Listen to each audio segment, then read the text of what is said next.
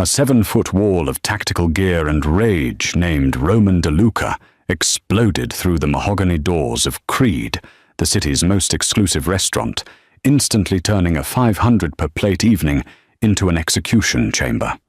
He swatted 3 bodyguards aside like champagne flutes, sending crystal shattering and patrons diving under tables while the nearest police precinct was still 12 minutes away. In the midst of the chaos, an unlikely figure stepped forward. Sarah. She was the clumsy rookie waitress who had been apologizing for dropping a fork just moments earlier. Yet, she didn't run. Instead, she launched herself horizontally through the air, hooked her leg around the giant's throat mid-charge, and did the unthinkable, stopping a 300-pound assassin in his tracks and freezing the dining room in stunned silence. Proving that the most dangerous weapon in Creed wasn't the man in the pinstripe suit or the monster with the combat knife, but the woman who had been pouring the water. Just before I begin, I need you to tell me where you are watching from in the comment section down below. Alex Vincenzo didn't just sit at tables, he owned them. Tonight, Table 7 at Creed was his throne, a corner booth upholstered in burgundy leather that cost more than most people's cars. The crystal chandelier above cast him in a golden glow that seemed almost biblical, as if God himself had decided that Don of the Vincenzo family deserved better lighting than the rest of humanity. He was holding court with 4 men who had flown in from 3 different countries just to kiss his ring. Literally. 2 of them had already done it when they arrived, their lips briefly touching the gold band on his right hand while their eyes stayed locked on the floor. That's how you showed respect to a man who controlled half the East Coast's pharmaceutical imports and all of its dignity. The 61 Chateau Latour, Vincenzo said, without looking at the wine list, his voice carrying the kind of casual authority that made waiters stand straighter. Tell Marcus I want the bottle from the private reserve, not the one he shows to the tourists with Daddy's credit card. The sommelier, a thin man with wire-rimmed glasses who had served presidents, nodded so quickly his neck might have detached. Of course, Mr. Vincenzo, right away. Vincenzo leaned back, his charcoal suit fitted so perfectly it looked painted on. He was 63, but could pass for 50. His silver hair swept back, like a Roman senator's. His hands manicured and steady. Men feared those hands. Women had loved them once, before they learned what they were capable of. The conversation around the table was a symphony of deference. One man, a politician whose campaign Vincenzo had funded, laughed too loud at a joke that wasn't funny. Another, a judge, swirled his scotch and nodded at everything Vincenzo said like a dashboard bobblehead. They were powerful men reduced to sycophants, and Vincenzo fed on their submission like oxygen. That's when she appeared.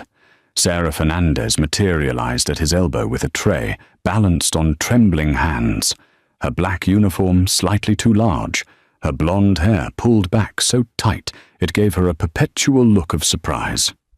She was new. Everyone could tell by the way she moved, like a deer navigating a minefield of silverware and social hierarchy. Your appetizers, Mr. Vincenzo," she stammered, lowering the tray. Her hands shook so badly that the plates rattled against each other like nervous teeth. Vincenzo didn't even look at her. On the left, not the center. The center is for the wine. "Yes, sir. Sorry, sir." She shifted the plates, but her hands betrayed her again. A fork slipped from the tray and clattered onto the marble floor with a sound like a gunshot in a library. The entire table went silent. The politician stopped mid-laugh. The judge's hand froze halfway to his mouth.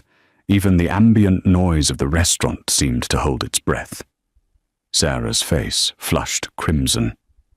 "I'm so sorry, Mr. Vincenzo. I'll get another one right away." She bent down quickly, nearly knocking her head against the table's edge. her fingers fumbling to retrieve the fork like it was a live grenade. Vincenzo finally looked at her, his dark eyes scanning her with the interest one might give a smudged glass. "How long have you been working here?"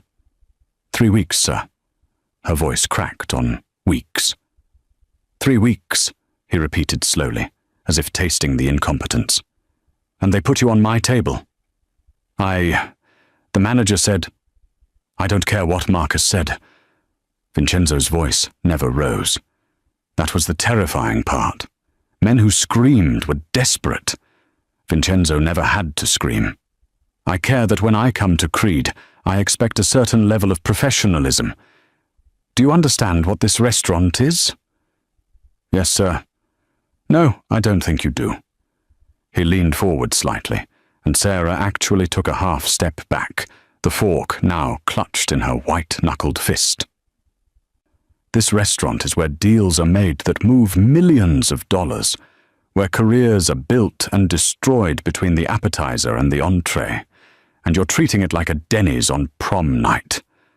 The men at the table shifted uncomfortably. The politician studied his water glass. The judge suddenly found the ceiling fascinating. Sarah's eyes were glassy now, on the verge of tears. "I understand, sir. I'm really sorry. I'll do better." Vincenzo held her gaze for 3 long seconds, then waved his hand dismissively, as if shooing away a mosquito. "Bring the fork. Bring the wine. And for God's sake, stop shaking before you give me a reason to speak to Marcus about his hiring standards." "Yes, sir. Thank you, sir." Sarah backed away from the table like a servant leaving royalty, nearly tripping over her own feet before disappearing into the kitchen. The politician exhaled and forced a chuckle. "These kids today, Alex? No spine." Vincenzo picked up his water glass, the ice cubes perfectly clear, like tiny diamonds. "No," he said quietly, taking a sip. "No spine at all." He had no idea he was wrong. He had no idea that in approximately 90 seconds, that spineless waitress would save his life. The mahogany doors didn't open. They exploded. The sound was like a car crash, compressed into a single moment, wood splintering, metal hinges screaming, and then the terrible silence that comes right before everyone starts screaming. The doors, each one weighing 200 pounds of imported Italian craftsmanship, flew inward and crashed against the marble columns with enough force to crack the stone. And through the wreckage walked death. Roman DeLuca was 7 feet of enhanced muscle and pharmaceutical rage, his body so impossibly large that it seemed to violate the laws of physics. He wore black tactical gear that strained against shoulders built like foundation stones, and his face, God, his face, was spattered with blood that wasn't his own. His eyes were wrong, pupils dilated to pinpoints, the whites shot through with red veins like lightning strikes. Whatever cocktail of military-grade stimulants was pumping through his system had turned him into something that barely qualified as human anymore. He moved like an avalanche, with intent. The first security guard, Paolo, a former Marine who had survived Fallujah, stepped forward with his hand going to his concealed weapon. He was a professional, trained, experienced. It didn't matter. Roman's arm shot out and caught Paolo by the throat mid-draw. There was a wet, cracking sound, like someone snapping a bundle of twigs, and Paolo's body went limp before he could even scream. Roman threw him sideways into a support column with such force that the impact left a visible dent in the decorative plasterwork. Paolo crumpled to the floor and didn't move. The second guard, Marcus. Yes, Marcus the manager, who kept a Glock 19 in a shoulder holster under his suit jacket, managed to draw his weapon. He got off one shot. The bullet hit Roman square in the chest, right over the heart, and the giant didn't even flinch. The tactical vest absorbed it like a punch into a pillow. Roman crossed the distance between them in 2 strides and grabbed Marcus by the face. his entire hand covering the man's skull like a basketball. He lifted Marcus off his feet and drove him downward onto one of the dining tables. The table exploded under the impact, a $15,000 slab of reclaimed oak reduced to splinters and kindling. Marcus made a sound that was half scream, half wheeze, then went quiet. The third guard, Tony, the young one, the one with a pregnant wife at home, made the mistake of trying to tackle Roman from behind. It was brave and stupid in equal measure. Roman didn't even turn around. He just bent forward slightly, and Tony sailed over his back like a gymnast vaulting a horse. Tony hit the bar, the collision producing another sickening crack that could have been ribs or the mahogany or both, and slid to the floor, leaving a smear of red on the brass rail. 3 guards. 7 seconds. 3 different kinds of broken. The dining room erupted into chaos. Women screamed. Men dove under tables. A waiter dropped an entire tray of creme brulee, the sound of shattering ceramic lost in the cacophony of pure terror. Someone was crying. Someone else was praying in rapid Italian. The pianist had abandoned his Steinway mid-measure, and the lingering notes hung in the air like a funeral dirge. Roman stood in the center of the carnage, chest heaving, his breath coming in deep animal grunts. Then his eyes, those terrible chemical eyes, locked onto table 7, locked onto Alex Vincenzo. Vincenzo felt something he hadn't experienced in 30 years, the absolute certainty of his own death. He didn't move, couldn't move. His body had made the calculation faster than his brain. There was no running from this, no negotiating. No amount of money or power that would stop what was about to happen. Roman De Luca had been sent here for one purpose, and he was a weapon that didn't miss. The men at Vincenzo's table had scattered like roaches when the lights come on. The politician was crawling toward the kitchen. The judge had actually wet himself, a dark stain spreading across his expensive trousers as he pressed himself against the wall. Only Vincenzo remained seated, his hands flat on the table, his face frozen in an expression of grim acceptance. This was how it ended. Not in a shootout, or a car bomb, or a federal prison. But here, in the restaurant he'd eaten at every Tuesday for 15 years, at the hands of a monster, someone had paid more than Vincenzo was willing to pay to stay alive. Roman started walking toward him. Each footstep a death knell on the marble floor. He drew a combat knife from his belt, 10 inches of black steel designed to punch through body armor. He didn't hurry. Why would he? There was nowhere for Vincenzo to go. Vincenzo closed his eyes. He thought about his daughter, married now, living in Milan where she didn't have to know what her father really was. He thought about his wife, dead 12 years, buried under a headstone that lied about what a good man he'd been. He thought about the 63 years he'd lived and the things he'd done to earn this ending. He heard Roman's breathing getting closer, heard the squeak of tactical boots on blood-slicked marble, heard his own heartbeat pounding its final measures. And then he heard something impossible, the sound of silverware clattering to the floor. The sound of footsteps, light, quick, purposeful, running toward the danger instead of away from it. The sound of Sarah's voice, no longer trembling, saying just one word with absolute authority. No! The tray hit the floor with a crash that somehow cut through the screaming. Sarah Fernandez, the nervous, trembling, fork-dropping rookie who had apologized her way through the last 3 weeks, was gone. The woman who stood in her place moved with the fluid certainty of someone who had done violence so many times it had become a second language. Roman turned toward the sound, his chemically enhanced brain processing this new variable. A waitress, a girl, no threat. He started to dismiss her, to return his attention to Vincenzo, but something in the way she moved made him pause. She wasn't running away. She was closing distance. Sarah's hands went to her hair, pulling out the pins that had kept it in that tight, severe bun. Her blonde hair fell loose around her shoulders, but the motion wasn't about vanity. It was about removing constraints. She rolled her shoulders once, twice, and the trembling timidity that had defined her every movement for 3 weeks evaporated like steam. "Step away from the table," she said, her voice level and cold. Roman laughed. It was a horrible sound, wet and chemical and wrong, like a garbage disposal trying to process something it wasn't designed for. He shifted his bulk to face her fully, the combat knife still gripped in his massive hand.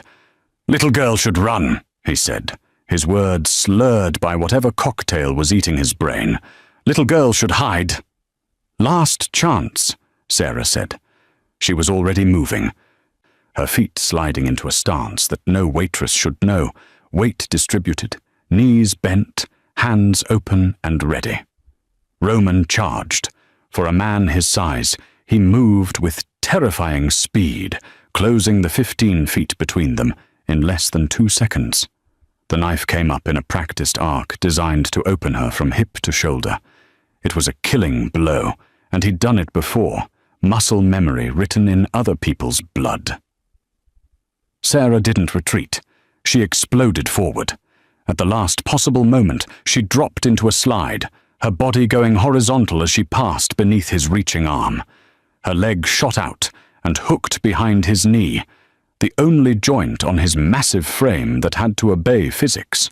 Roman's forward momentum betrayed him. His leg buckled, and for the first time since he'd crashed through those doors, the giant stumbled.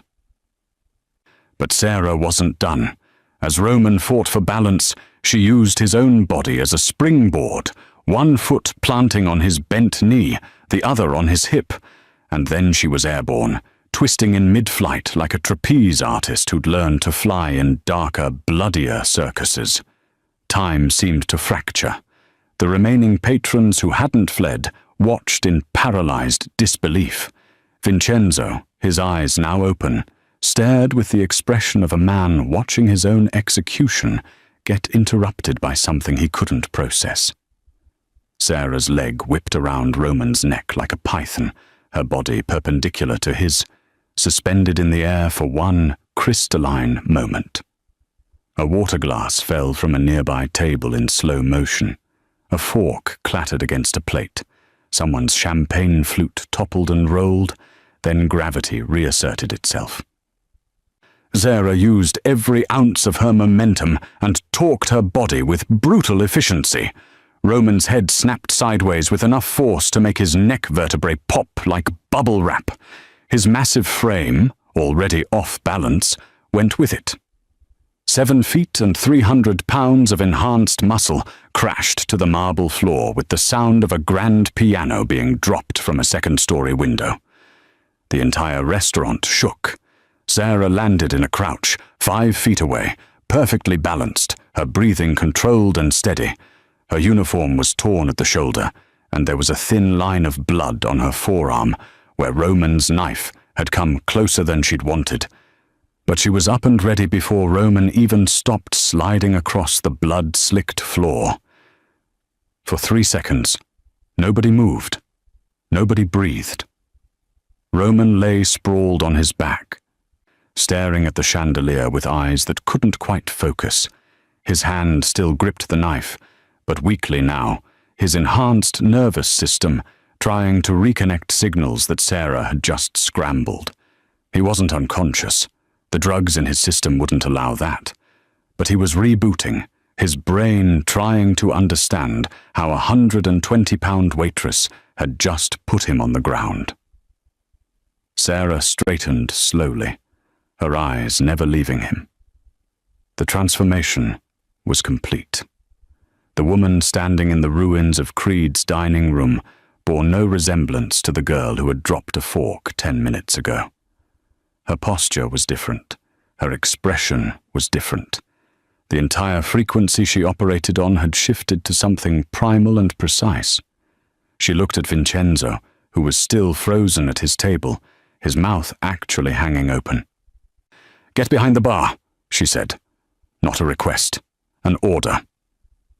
Now. Vincenzo didn't move, couldn't move. His entire understanding of reality had just been demolished as thoroughly as his security team. "Mr. Vincenzo," Sarah said, her tone sharpening, "I can't protect you and fight him at the same time, so you have exactly 3 seconds to decide if you want to live through the next 5 minutes. That broke the spell.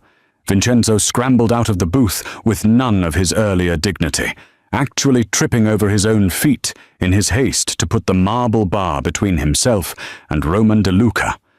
On the floor, Roman's fingers began to flex. His breathing deepened. The drugs were doing their job, flooding his system with enough adrenaline and synthetic rage to override the scrambled signals. Sarah saw it and understood. She'd bought 30 seconds, maybe less. The giant was getting back up. Sarah didn't wait for Vincenzo to process what was happening. She grabbed him by his expensive suit collar and physically hauled him behind the bar with a strength that made it clear the trembling waitress act had been a lie from the beginning. Vincenzo stumbled, his Italian leather shoes slipping on spilled champagne, and crashed into the back cabinet hard enough to rattle the top-shelf scotch. "Stay down!" Sarah snapped, already moving. She grabbed the marble serving counter, a solid piece that had to weigh 200 pounds, and with a grunt of effort, tipped it onto its side. It hit the floor with a thunderous crack, creating a barricade between them and the dining room. Bottles shattered, glasses exploded. The smell of a dozen different liquors mixed with blood and fear. Vincenzo pressed himself against the cabinet, his brain still trying to catch up with his body. He'd seen people killed. He'd ordered people killed. But he'd never seen someone move the way Sarah had moved, like violence was a dance she'd been choreographing her entire life. "Who the hell are you?" His voice came out hoarse, stripped of its usual authority. Sarah ignored him. She was scanning the bar's contents with the tactical assessment of someone inventorying weapons, not refreshments. Her fingers closed around a wine bottle, the 61 Chateau Latour that Vincenzo had ordered, ironically, and she tested its weight with a practiced grip. Not ideal, but it would crack a skull if applied correctly. If you are enjoying this story, I need you to subscribe for more stories like this and like this video to support me. From beyond the barricade came the sound they'd both been dreading. Roman getting to his feet. The scrape of tactical boots on marble. The wet, ragged breathing of a man whose body was eating itself from the inside out to stay functional. A low growl that sounded more animal than human. "I asked you a question," Vincenzo hissed, trying to reclaim some fragment of control. "You work for the Calabrese family, the Russians. Who sent you?" Sarah finally looked at him, and Vincenzo actually flinched from what he saw in her eyes. They were cold and calculating, the eyes of someone doing complex mathematics, where the variables were all measured in blood and bullets. "Nobody sent me," she said flatly. "I've been here 3 weeks, gathering intelligence on your organization for a federal task force that doesn't officially exist. I was supposed to be invisible for another month before we moved on you." She grabbed a second bottle, vodka this time, higher proof. "But your friend out there just ruined 6 months of operational planning, so now we're both having a bad night." Vincenzo's face went through several colors. "You're a Fed?" "Was. The agency got dismantled. Political fallout. I'm technically unemployed." Sarah glanced over the edge of the barricade. Roman was standing now, rolling his massive shoulders, his neck still at a slight angle from where she'd torqued it. He was looking directly at their position, and even from this distance, she could see the way his pupils had contracted to pinpoints. "But I spent 12 years learning how to kill people who are very difficult to kill, so the skill set transfers." A tremendous crash made them both duck. Roman had picked up one of the intact dining tables, solid oak, probably 300 pounds, and hurled it across the room like a frisbee. It smashed into the wall above the bar, raining splinters and chunks of wood down on their position. "He's trying to flush us out," Sarah said, more to herself than to Vincenzo. She was thinking, processing, running scenarios. "He's not tactical, just brute force and chemistry. That's good. Means he's predictable." "Predictable?" Vincenzo's voice cracked on the word. "That thing just threw a table."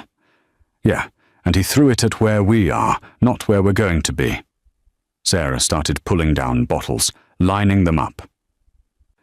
"The drugs make him strong and aggressive, but they also make him stupid. He's already forgotten the first rule of combat, which is, don't let your enemy control the terrain." Sarah grabbed a bar towel and started tearing it into strips. "We can't stay here. He'll just keep throwing furniture until something crushes us or he runs out of things to throw. We need to move." Another crash, this time a chair, spinning through the air like a helicopter blade, embedding itself in the ceiling above them. Vincenzo grabbed her arm, and Sarah's hand was on his wrist before he could blink, her grip like a mechanical vice. He let go immediately, raising both hands. "Listen to me," he said quickly. "I have people. I make one call, and I can have 50 soldiers here in 20 minutes. We just need to survive for 20 minutes? Sarah laughed, but there was no humor in it. "Look at him." Vincenzo risked a glance over the barricade. Roman was systematically destroying the dining room, flipping tables, ripping chairs apart with his bare hands, creating a wasteland of splintered wood and shattered glass. His movements were becoming more erratic, more violent. Foam was starting to form at the corners of his mouth. "He's crashing," Sarah said quietly. "Whatever they gave him, his body is starting to reject it. In 20 minutes, he'll either be dead or he'll have destroyed everything in this building, including us. We've got maybe 5 minutes before the drugs push him into a full berserker state. And then there's no predicting what he'll do. So what's your plan?" Sarah looked at him with an expression that somehow contained both absolute confidence and complete resignation to the insanity of their situation. "We run," she said, "through the kitchen, out the back. Once we're in the service corridors, his size works against him. Tight spaces, narrow doors, I can use that. And if we don't make it to the kitchen?" Sarah picked up the bottle of Chateau Latour, feeling its weight one more time. "Then you're about to find out why the government spent $2 million training me to kill people in close quarters with improvised weapons." Roman roared, an inhuman sound of pure rage, and something much larger hit the wall. The entire building shook. "Time's up," Sarah said. "When I move, you move. Don't think. Don't hesitate. Just run." Vincenzo nodded, his jaw set. For a man who'd ordered countless deaths, he'd never actually had to run for his life before. It was a novel experience, and possibly his last. Sarah was about to give the signal to run when she saw them. Red dots, dozens of them, dancing across the walls like deadly fireflies, sweeping through the shattered dining room in coordinated patterns that spoke of professional training and military discipline. Laser sights. "Down!" She shoved Vincenzo flat against the floor as a line of red crawled across the bar's back panel, inches from where his head had been. Her mind was already racing through the implications, and none of them were good. Roman hadn't come alone. She risked another glance over the barricade, using a shard of broken mirror to angle her view without exposing herself. What she saw made her stomach drop. Through the destroyed main entrance, she could count at least 8 figures in tactical gear, fanned out in a professional entry formation. They wore black body armor and helmets with full face shields, and each one carried a suppressed submachine gun that probably cost more than most cars. "Jesus Christ," Vincenzo whispered, seeing the same thing. "How many people want me dead tonight?" Sarah didn't answer. She was counting exits, calculating angles, running probability scenarios that all ended the same way. Badly. The main entrance was covered by the tactical team. The emergency exits along the side walls. She could see more laser sights sweeping those areas, meaning they had the perimeter locked down. The windows were bulletproof glass, and even if they weren't, they were on the 3rd floor. That left the kitchen. One way in, one way out. And if Roman's team had half a brain between them, they'd already have someone covering it. They were boxed in. Roman seemed to sense his support arriving. He stopped his rampage and turned toward the entrance, his massive chest heaving. One of the tactical operators approached him, carefully, like someone approaching a rabid dog, and handed him something.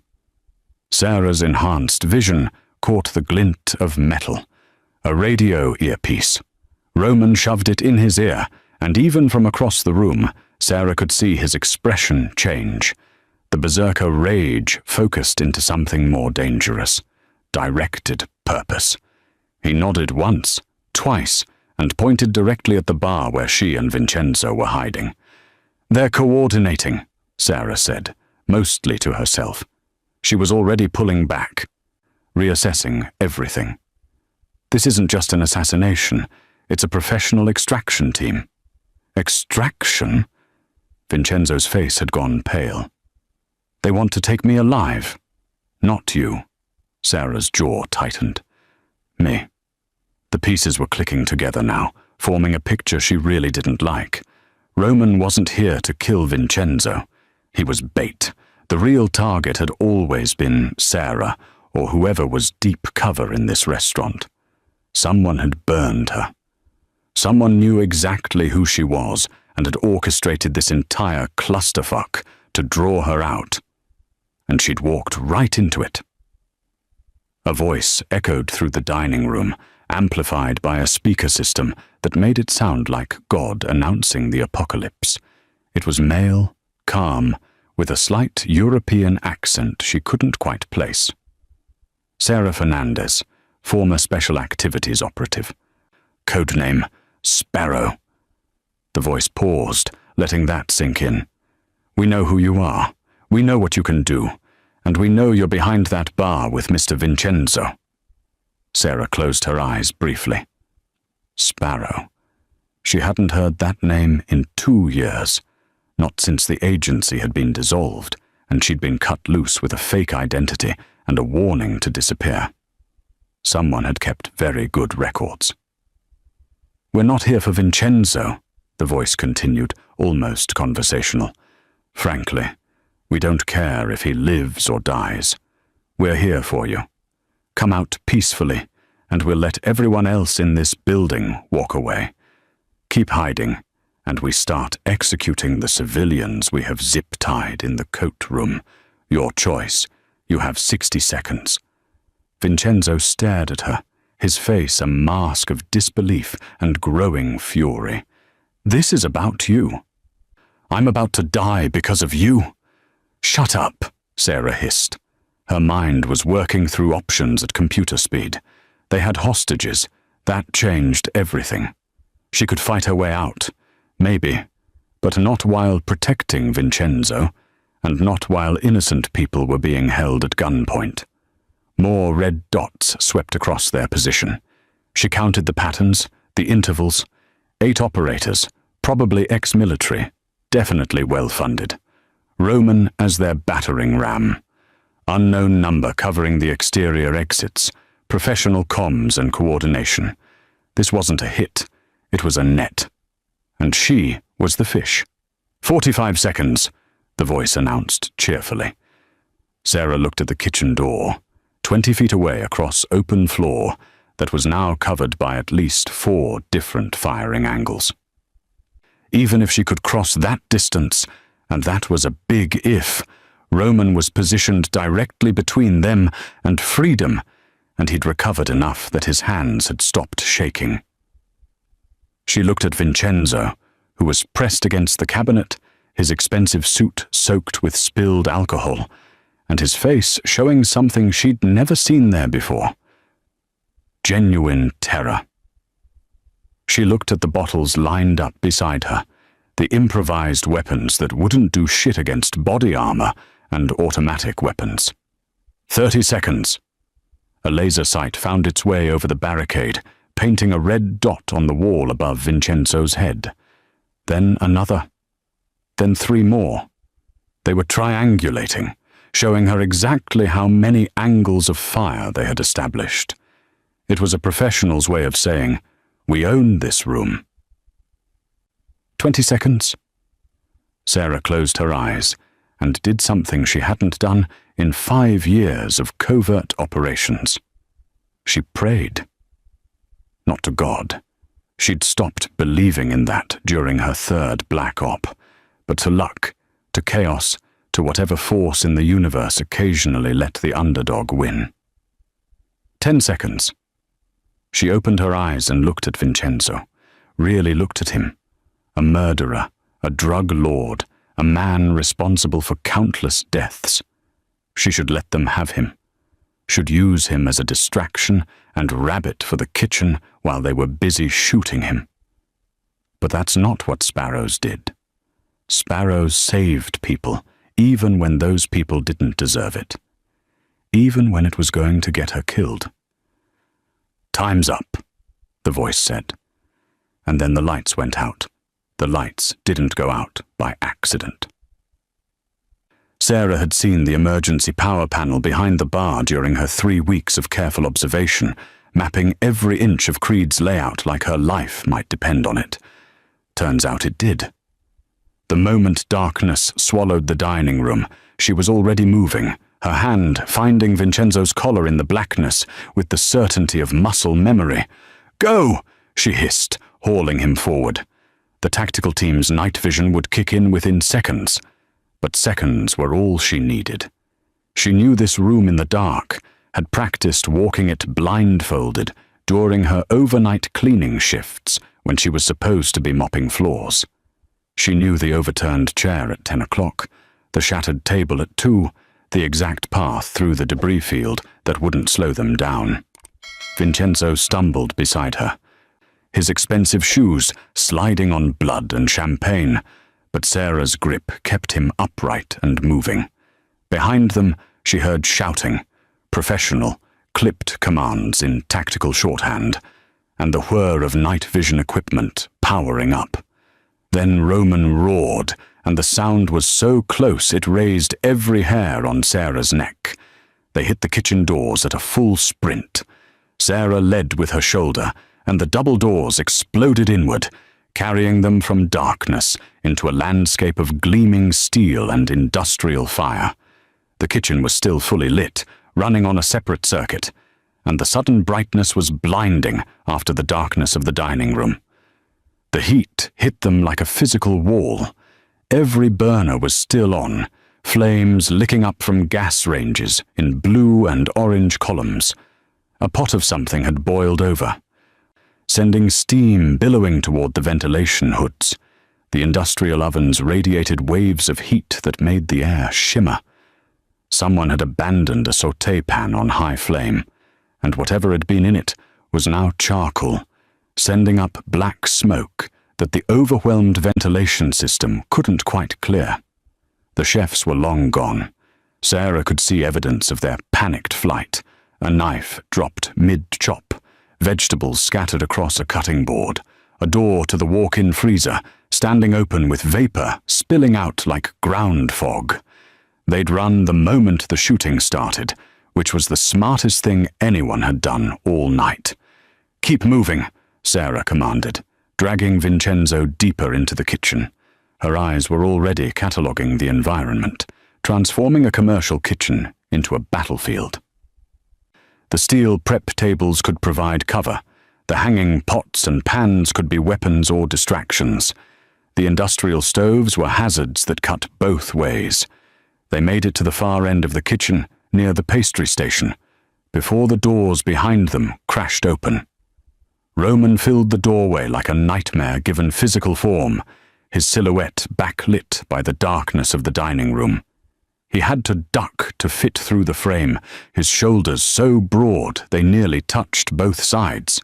The kitchen's fluorescent lights revealed the full extent of the damage Sarah had done. His neck was swelling on one side, and there was a gloss of blood at the corner of his mouth where he'd bitten through his own tongue. But he was still standing, still moving. Still fueled by whatever chemical cocktail had turned him into something that refused to acknowledge its own mortality.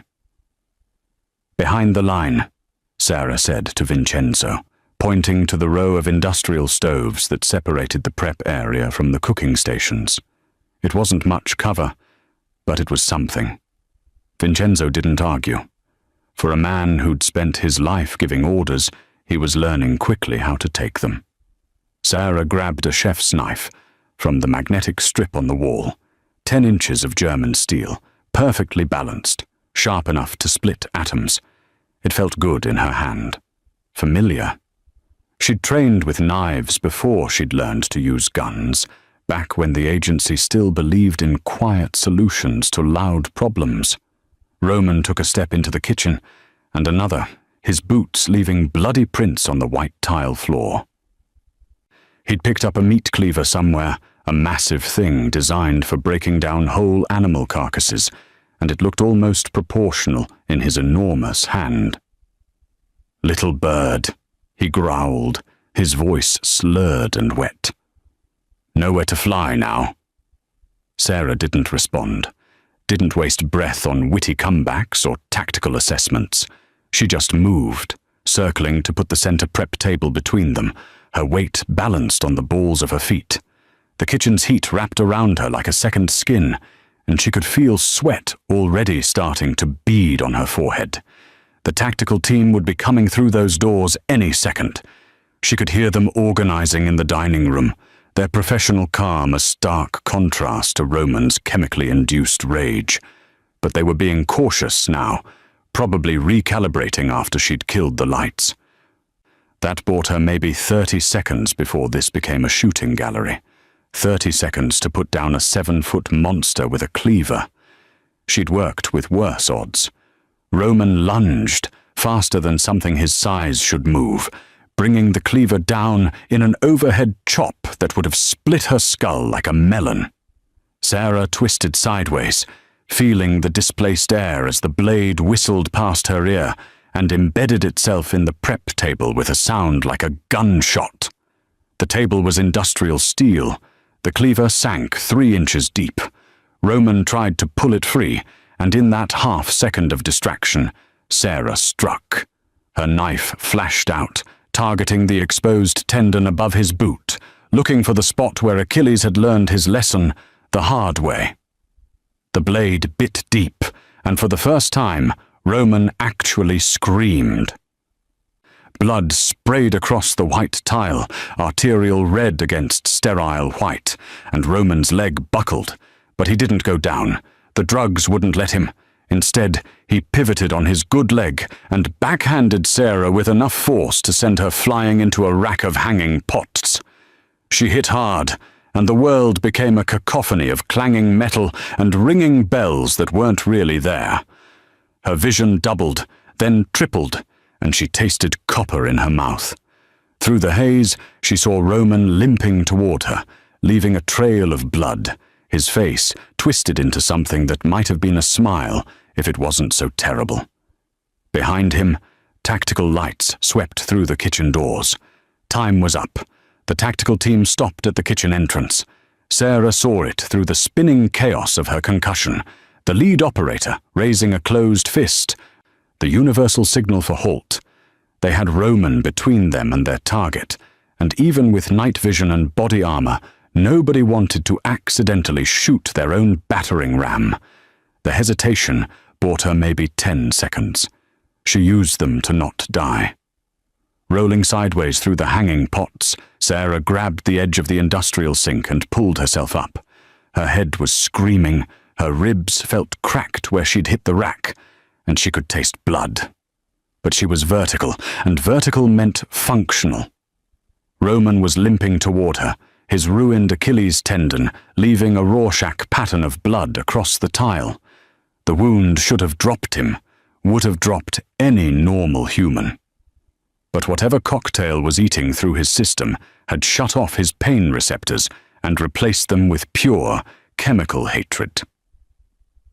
Then something unexpected happened. Vincenzo stepped out from behind the stove line. Not to fight. The man wasn't that stupid.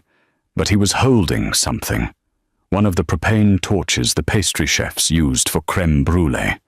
He'd ignited it, and the blue flame hissed like an angry snake. "Hey!" Vincenzo shouted, his voice cracking but determined. "Hey, you pharmaceutical nightmare!" Roman paused, his drug-addled brain processing this new variable. He turned slightly, dividing his attention between Sarah and Vincenzo. Sarah seized the moment. She grabbed the industrial spray nozzle from the sink behind her and aimed it directly at the gas burners, still flaming on the stove line. The high-pressure water hit the flames, creating an instant explosion of steam that filled the kitchen with scalding white fog. The tactical team's night vision turned the steam into an impenetrable wall. She heard cursing, heard someone ordering them to hold position until visibility improved. In the sudden cover of billowing steam, Sarah moved. She grabbed Vincenzo by the arm and pulled him into the walk-in freezer, slamming the heavy door behind them. The temperature dropped 40 degrees in an instant, and suddenly they could breathe again, their gasps turning to visible clouds in the refrigerated air. Vincenzo was shaking, the propane torch still clutched in his hand. Sarah took it from him gently and turned it off, plunging them into the dim emergency lighting of the freezer. "That was either very brave or very stupid," she said, leaning against a shelf of hanging meat. "I'm still deciding which," Vincenzo admitted. He slid down to sit on the floor, his expensive suit now ruined beyond any tailor's ability to salvage. For a moment, they just sat there in the cold, listening to their own breathing and the muffled sounds of the tactical team reorganizing outside. Then Vincenzo spoke, his voice low and urgent. "How much?" Sarah looked at him. "What?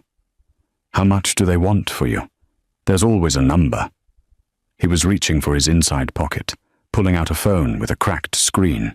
"I can wire money anywhere in the world. Cayman accounts, Swiss banks, cryptocurrency. Name the figure and I'll double it, triple it. Whatever they're paying, I'll pay more." Sarah almost laughed, but it hurt too much. "That's not how this works. Everything works that way." Vincenzo's eyes were desperate now, the veneer of the untouchable Don completely stripped away. Everyone has a price. Those men out there? Someone's paying them. Whoever sent them. Someone paid them first. It's all just economics. I'm offering to make you rich enough that you never have to do this again. "I don't do this for money," Sarah said quietly. "Then why?" Vincenzo gestured at the freezer door, at the chaos beyond it. "You could have run the moment the lights went out. Could have left me there and disappeared. They don't want me. You said it yourself. So why are you still here?" Sarah was quiet for a moment, her breath clouding in the frigid air. Outside, she could hear Roman's heavy footsteps circling, hear the tactical team's radio chatter as they coordinated their next move. They had maybe 2 minutes before someone figured out where they'd gone. 6 years ago, she finally said. "I was on an operation in Bogota. Bad intel. Worse planning. My team was compromised, and we were trying to extract an informant. A kid, really. Maybe 19. He'd helped us map a cartel's distribution network, and they'd found out." She touched the scar on her forearm, hidden under her sleeve. "We were 50 feet from the extraction point when they hit us. I had to choose. Save my team or save the kid. Which did you choose?" "I tried to save both." Sarah's voice was flat, emotionless, the way people talk about trauma when they've had to relive it too many times. Lost 3 operators. The kid died anyway, bled out in my arms while I was trying to carry him and return fire at the same time. Vincenzo was quiet, watching her face in the dim light. After that, Sarah continued, the agency wanted to know why I'd jeopardized the team for one asset. Why I didn't just cut losses and extract. You know what I told them? What? That the day I start measuring human lives by operational value is the day I stop being human. She looked at Vincenzo directly. You're a murderer, a drug lord. You've destroyed more lives than I could save in 10 lifetimes. And if we both survive this, I'll still testify against you at your trial. Then why? Because those people in the coat room didn't choose to be here tonight. Because letting you die to save myself makes me exactly like the people who trained me to kill without conscience. Sarah pushed herself up, wincing at the pain in her ribs. I don't save you because you're worth saving. I save you because losing that part of myself isn't worth any amount of survival. Vincenzo stared at her for a long moment. Then, surprisingly, he laughed, a short, bitter sound. You know what the funny thing is? I've spent 30 years surrounding myself with people who die for me. And the one person who actually might? She's the one trying to put me in prison. Life's full of little ironies, Sarah said. She moved to the freezer door, pressing her ear against the cold metal. They're getting organized out there.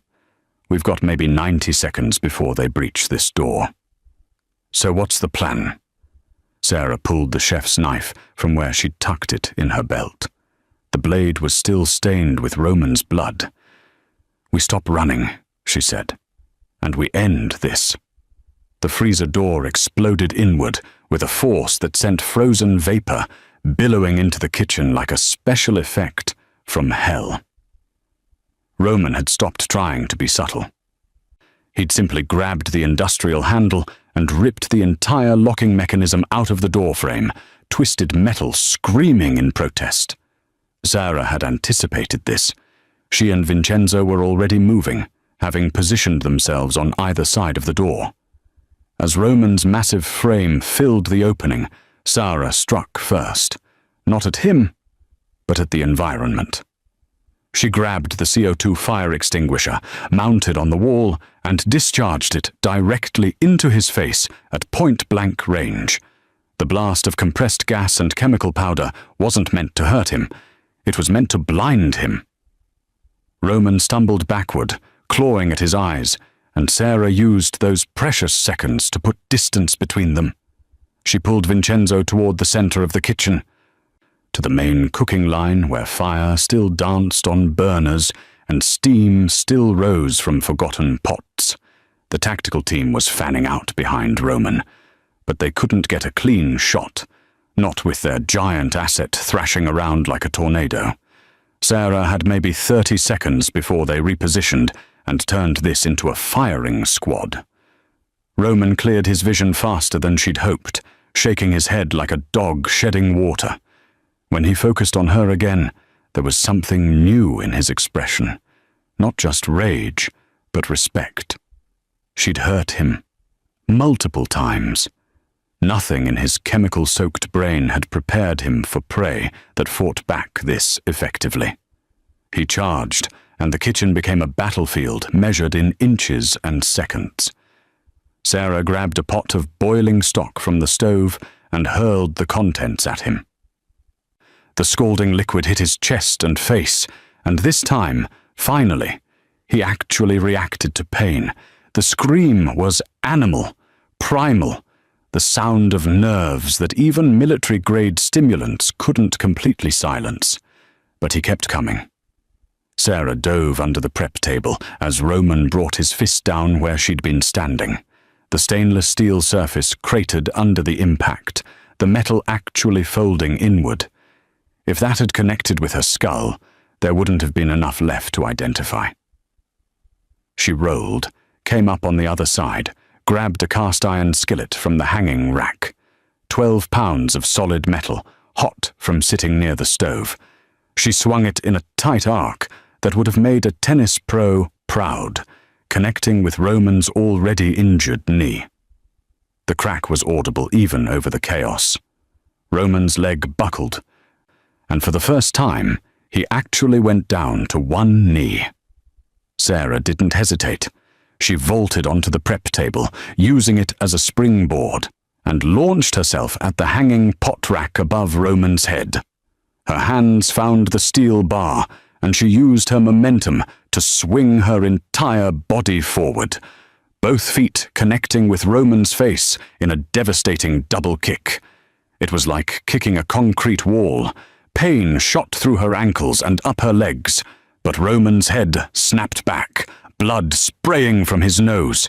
He toppled backward, crashing into the pastry station and destroying 3 days' worth of dessert preparation. Sarah landed in a crouch, her breath coming in ragged gasps. Every part of her body was screaming. The concussion was making the room spin. Her ribs were definitely cracked. But Roman was down, and that was all that mattered. Except he was getting back up.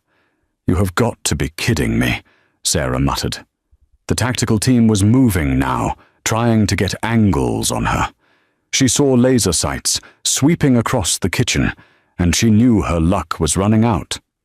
That's when Vincenzo did something surprising for the second time that night.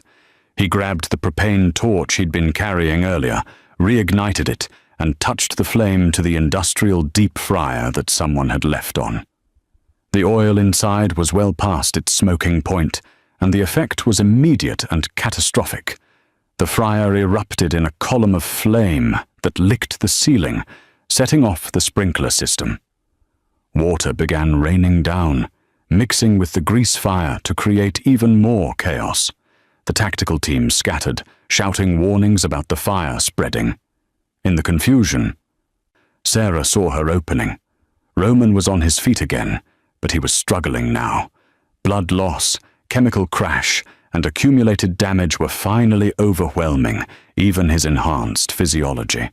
His movements were slower, less coordinated. His eyes couldn't quite focus. Sarah grabbed the last weapon she needed, a boning knife, thin and flexible, designed for precision cuts. She moved toward Roman, and this time he tried to grab her. His massive hand reached out, fast despite everything, and caught her by the shoulder. His grip was like a vice. Sarah felt something in her shoulder separate, felt the hot spike of pain that meant ligament damage. But she was already moving, already committed to the final strike. She drove the boning knife into the side of Roman's neck, just above the collarbone, angling it downward. Not to kill. She needed him alive for the testimony he could provide, but to hit the nerve cluster that would shut down his motor functions. The technique was called a neural strike, and she'd only successfully executed it twice in her career. It required perfect precision, perfect angle, perfect depth. She nailed it. Roman's entire body went rigid. His hand released her shoulder as every muscle locked simultaneously. His eyes went wide with something that might have been fear, might have been surprise, might have been respect. Then he toppled forward like a felled tree. Sarah stepped aside, and 300 pounds of enhanced muscle hit the tile floor with a wet, final thud. This time he didn't get back up. His chest was still rising and falling. She could see that. But he was done. The combination of blood loss, neural disruption, and chemical crash had finally achieved what violence alone couldn't. The giant had fallen. Sarah turned to face the tactical team, the boning knife still in her hand, water from the sprinklers streaming down her face like tears. She was done running, done hiding. "Last chance," she said, her voice carrying over the sound of falling water and crackling fire. "Walk away, or I put every single one of you down like I put him down." The lead operator raised his weapon, and Sarah prepared for what came next. Then the siren started. Not one or two. Dozens. The cavalry had finally arrived, drawn by the fire alarms and the reports of shots fired. The operator hesitated, listening to something in his earpiece, then made a gesture to his team. They withdrew. Just like that, melting back into the darkness of the dining room. Professional ghosts disappearing before the lights of legitimacy arrived.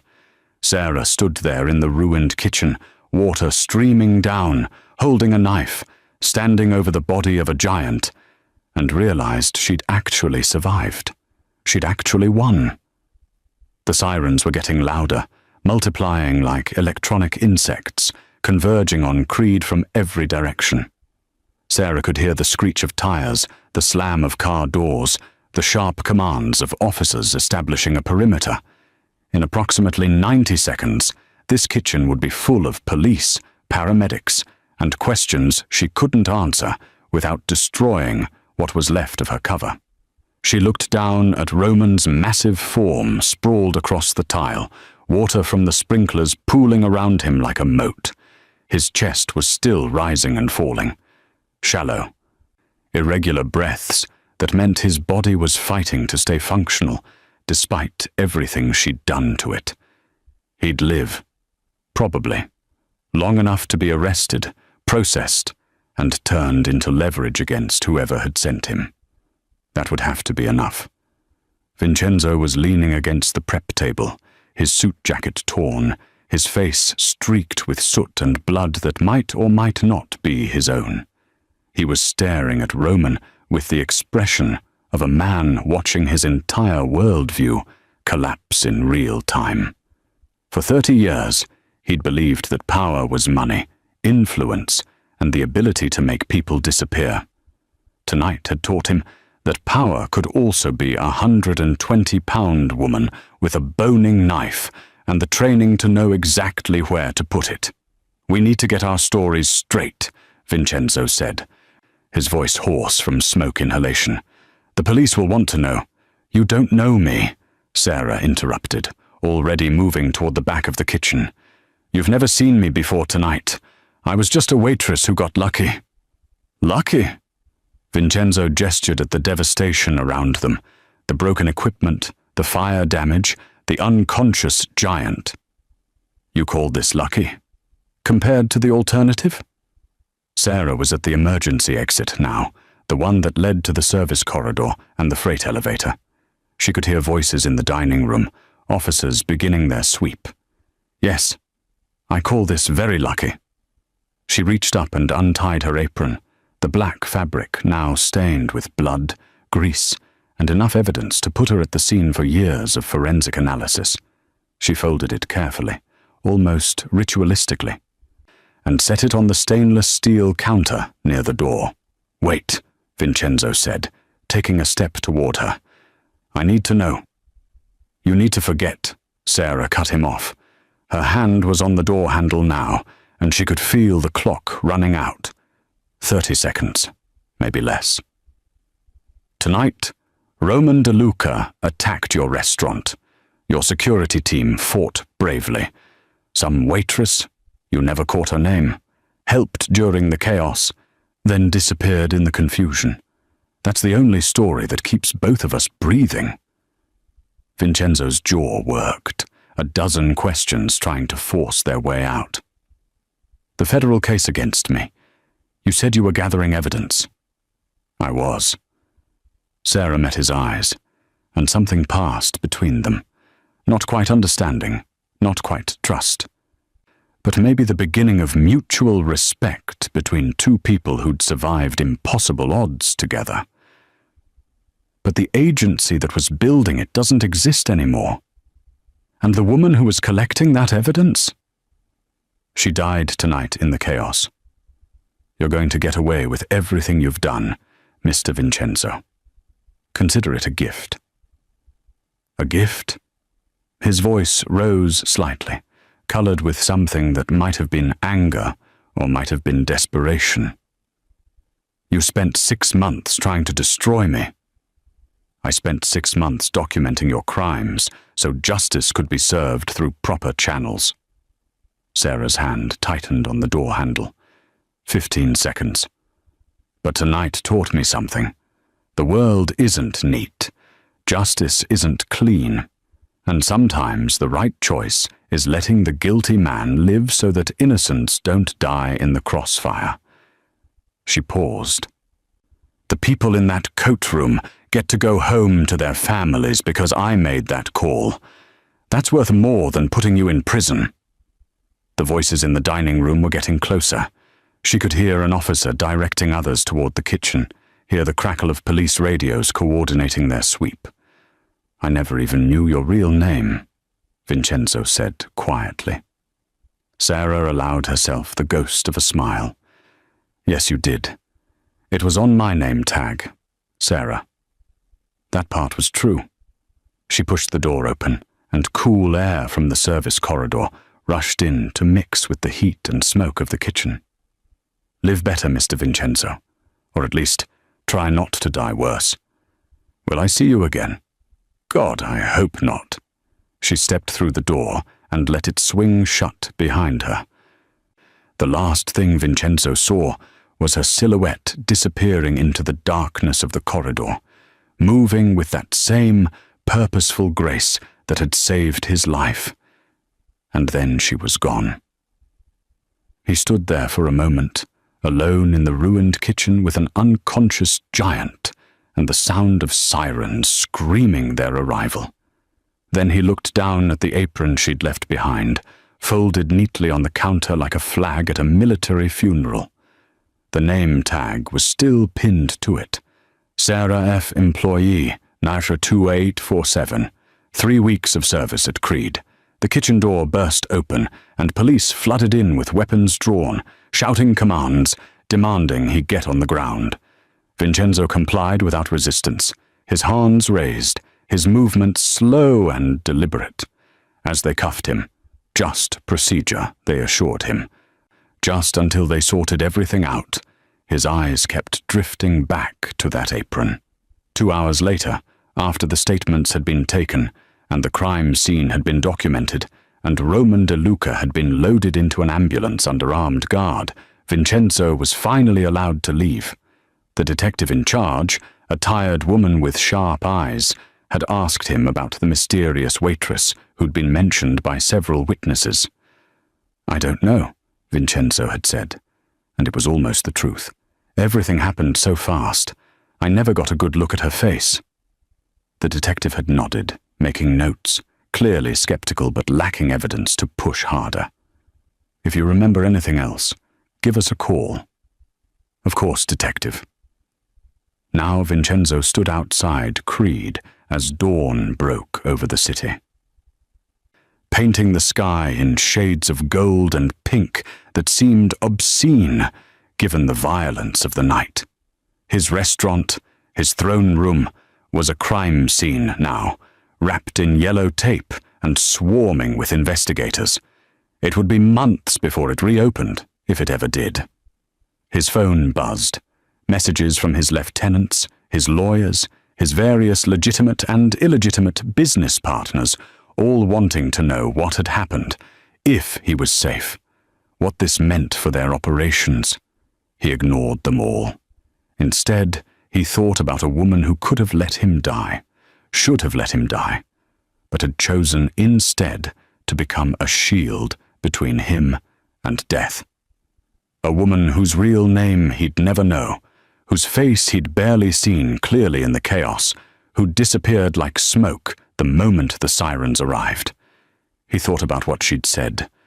Live better, or at least try not to die worse. Vincenzo looked at his hands, the same hands that had ordered countless deaths, that had built an empire on suffering, and for the first time in 30 years, he wondered if there might be another way. Probably not. Almost certainly not. But maybe. Somewhere in the city, Sarah Fernandez was already gone. A new name, a new face, disappearing into the anonymous crowds where people like her lived between the missions that never officially happened. The apron she'd left behind would eventually be catalogued as evidence, filed away in some police warehouse, forgotten. But Vincenzo would remember, would always remember. The mouse that had been a lion, the waitress who had been an angel of death, the woman who had saved a monster and then vanished into legend, leaving behind nothing but an empty apron and a question that would haunt him for the rest of his life. If she could choose mercy, why couldn't he?